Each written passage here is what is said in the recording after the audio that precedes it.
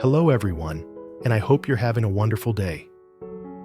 Today, we're diving into an intense and emotional story about Tu Tieu and Ly. On the way home, Tu Tieu faces a terrible accident that leaves her with a serious leg injury. As Ly cares for her with love and dedication, a new threat quietly lurks in the shadows. His own mother secretly plotting to harm Tu Tieu and the unborn child. Will Ly uncover the truth before it's too late? Stay tuned, because this episode is filled with tension, betrayal, and moments that will touch your heart. If you enjoy this story, don't forget to subscribe to the channel so you won't miss the next dramatic chapter. The rain was relentless that evening, pounding against the cracked pavement as Tu Tieu made her way home. The street lights flickered, casting long, eerie shadows that seemed to stretch toward her. She clutched her bag tighter, eager to get back before the storm worsened. But fate had its own cruel design. From the corner of her eye, headlights blazed. Too fast, too close. A deafening horn, the screech of brakes, and then the shattering impact. Pain ripped through her leg, sharp and unforgiving, as her body hit the cold, wet asphalt. Her cries were drowned by the rain, but somewhere in the chaos, a familiar voice broke through. Ly. He was running toward her, face pale, breath ragged. Tu Tieu, stay with me. His hands trembled as he checked her pulse, his shirt quickly soaked through. Without hesitation, he scooped her into his arms, ignoring the blood soaking into his skin, and rushed her to the nearest hospital. Hours later, in the dim light of their home, Tu Tieu lay propped up on the couch, her leg bandaged and immobilized. Ly moved quietly around the kitchen, the clinking of pots and the aroma of simmering broth filling the air. "You need to eat something warm," he said softly, bringing over a tray. "It'll help you heal faster." Tu Tieu smiled faintly, her eyes heavy with exhaustion. "You're spoiling me." "Not spoiling," he replied, settling beside her. "Just taking care of what's mine." His voice was tender, but the worry in his eyes was impossible to miss. For a few days, life found a strange rhythm. Ly prepared her meals, helped her bathe, massaged her leg to ease the swelling. In those quiet moments, it felt like the outside world had vanished, but danger was already creeping closer. In the upstairs room, Yuri's mother sat by the window, her gaze cold and calculating. She had watched the way Ly hovered over Tu Tieu, the way his every thought seemed tied to her well-being, and she hated it. "This girl has bewitched him," she muttered to herself, "and that child in her belly will chain him to her forever." Her fingers drummed on the table before she reached for her phone. A hushed conversation followed. Quick, deliberate words about making the problem disappear. The next day, while Ly was out buying groceries, a shadow fell across the living room window. Tu Tieu sensed movement, but before she could call out, the front door creaked open. Two men stepped inside, strangers with cruel eyes and heavy boots. "You need to come with us," one growled, his voice low but threatening. Fear gripped her chest. "Who are you? What do you want?" The other man's gaze flicked to her stomach, a sinister smirk curling his lips. "Just following orders." Before they could get closer, a car door slammed outside. Yuri's footsteps pounded up the walkway. The intruders exchanged a quick glance before slipping out the back, vanishing into the rain. Ly rushed in, dropping the bags. "Tu Tieu, what happened?" She was shaking, her voice barely a whisper. "Two men. They came in. They looked at me like like they knew about the baby. Yuri's jaw tightened. I swear, I'll keep you safe. No one will touch you. But deep down, he knew who was behind it. His mother's disapproving stares, her cryptic remarks, it all fit too perfectly. The following week was a tense one. Yuri rarely left her side, cooking meals right in the living room so she wouldn't be alone. He'd bring her tea, tell her stories to distract her from the throbbing in her leg, even hum softly as he worked in the kitchen. But the attacks didn't stop. A loose step on the staircase that hadn't been there before. A glass of milk left on the table that smelled faintly bitter.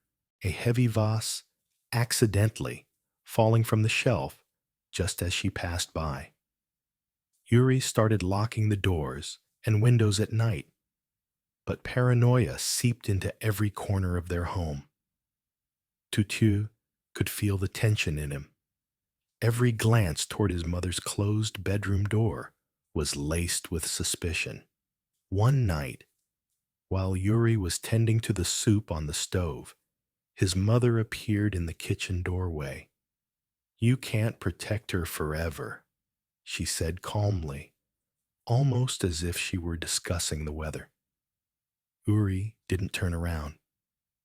"I don't need to protect her forever, just long enough for you to realize she's not going anywhere."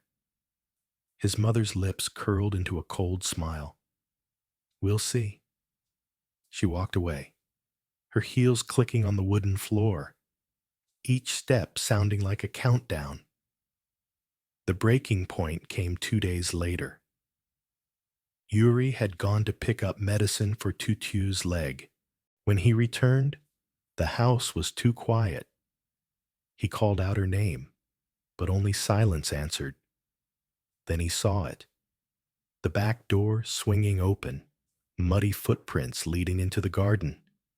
He followed them to the edge of the property where 2 men were dragging Tu Tieu toward a waiting van. Without thinking, Yuri charged forward, knocking one to the ground. The other swung at him, but Yuri caught his arm and twisted hard, sending him reeling. "Run!" Yuri shouted, pulling Tu Tieu toward the house.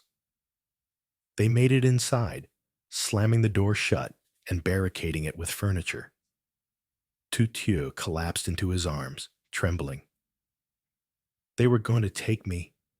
I heard them say something about finishing it this time." Yuri held her tight, his voice low but fierce. "Not while I'm breathing." That night, as the storm raged outside, Yuri sat beside Tu Tieu's bed, his hand resting protectively on hers. She drifted into uneasy sleep, unaware of the silent vow he made in the dark. He would find a way to stop his mother, no matter the cost. And if anyone tried to hurt Tu Tieu or the child again, they wouldn't live to regret it. The night had grown heavy, pressing against the windows like a silent predator. Tu Tieu lay in the bedroom, her injured leg propped on pillows, the faint scent of herbal ointment lingering in the air. Yuri sat beside her, carefully tucking the blanket around her shoulders. His eyes stayed on her face, watching for any sign of pain, but Tu Tieu's gaze seemed distant, her fingers nervously curling around the sheet. Yuri could feel it. She wasn't just hurting from the injury. Something else was clawing at her peace. Down the hall, in the shadows of the kitchen, Yuri's mother stood at the window, whispering into her phone. "Yes." Her lips curved into a cruel smile before she hung up. The moonlight caught the edge of her expression, revealing no hint of remorse. The next morning, Yuri awoke to the sound of rain hammering the roof. The air was damp and heavy. Tu Tieu tried to sit up, but winced, gripping her thigh. Uri rushed over, helping her ease into a sitting position. "You should rest," he murmured, handing her a tray.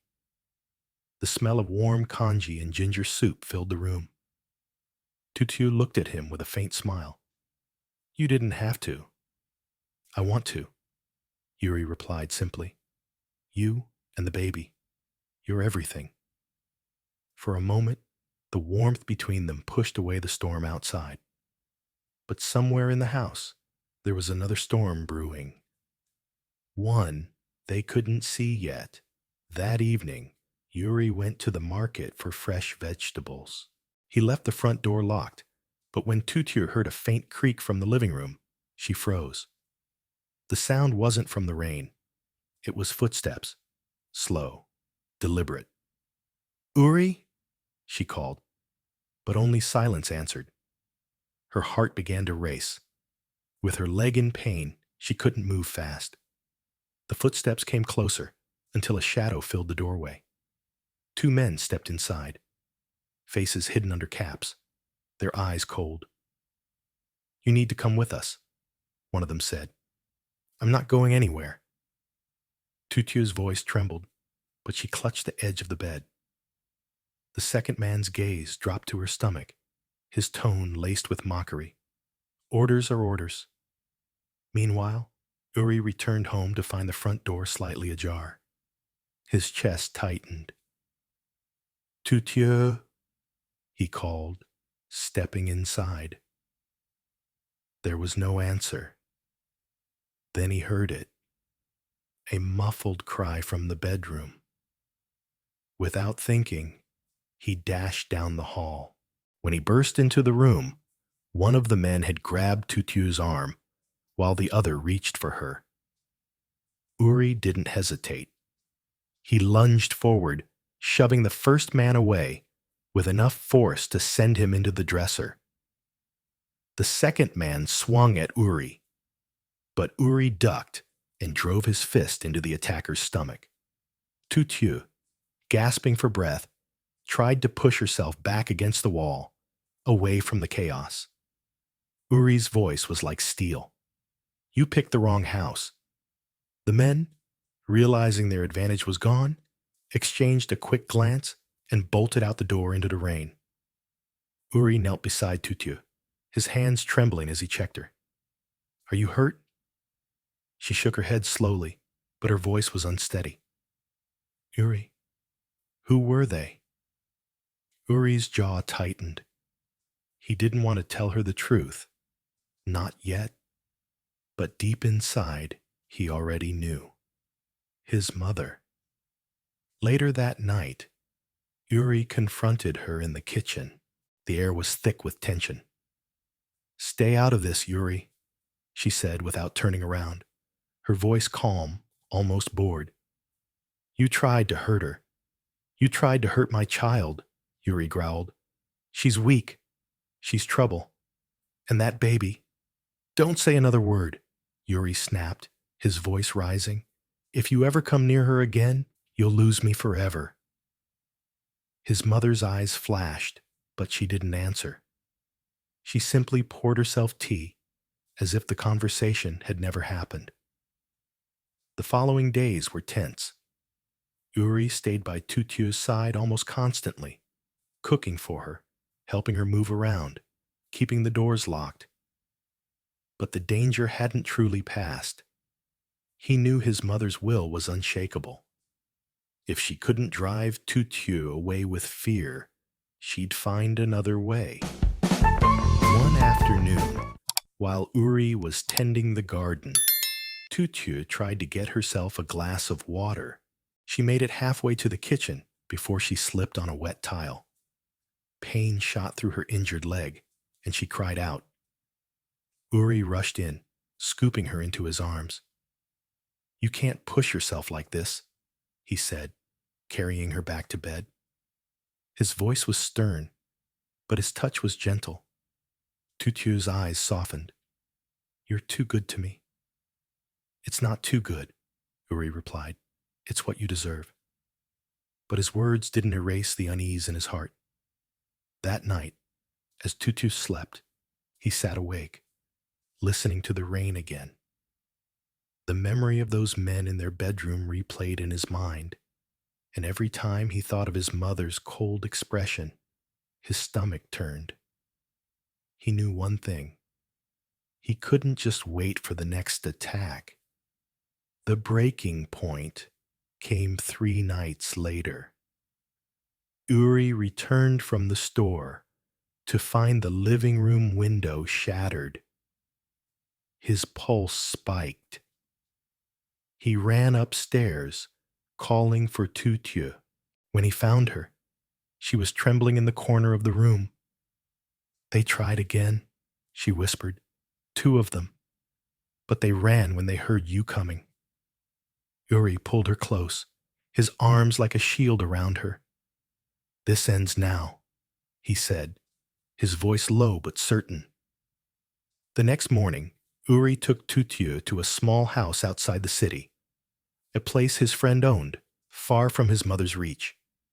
It was quiet, with a small kitchen and a view of the river. Here he could cook for her without fear, walk with her in the garden, and let her heal in peace. But more than that, here they could begin again. Still, Uri knew the battle wasn't over. His mother would not give up easily. And as he watched Tu Tieu smile faintly at the sunrise, he made a silent vow. Whatever came next, he would be ready. Because this time, love would fight back. Tu Tieu's body trembled as another sharp pain shot through her injured leg. Uri immediately rushed to her side, kneeling down, his hand gently holding hers. "Breathe, Tu Tieu. I'm here," Uri whispered, his voice low but filled with determination. But outside the room, danger was brewing. In a dark corner of the hospital parking lot, a man dressed in black spoke on the phone. "Yes, I'll take care of them tonight. The pregnant woman won't be a problem." His voice was cold, almost mechanical. Back in the kitchen, Uri was preparing a warm soup for Tu Tieu, carefully seasoning it just the way she liked, or at least how he thought she liked it, since her recent memory lapses made her unsure. But as he carried the tray to her room, a loud crash echoed from the hallway. Uri's instincts kicked in. He quickly put the tray down and opened the door, his eyes scanning the dimly lit corridor. He caught sight of a shadow disappearing around the corner. His pulse quickened. He knew instantly. This wasn't just bad luck. Someone wanted Tu Tieu and the baby gone. And that someone was closer than she could ever imagine. Uri tightened his grip on the doorknob, silently vowing, "If they want to harm her, they'll have to go through me first." Tu Tieu is on her way home when tragedy strikes. A sudden, violent accident leaves her with a severe leg injury. Unable to walk, she must rely completely on Uri, who takes on the role of caretaker, cooking for her, helping her move, and staying by her side day and night. Their bond deepens during these quiet, tender moments, but danger is never far away. In the shadows, Uri's mother seizes the opportunity to act on her deep resentment toward Tu Tieu. She hires dangerous men to harm both Tu Tieu and the unborn child, hoping to drive her out of the family for good. As the threats grow closer, Uri must protect the woman he loves while uncovering his mother's dark scheme. A gripping tale of love, betrayal, and survival begins to unfold.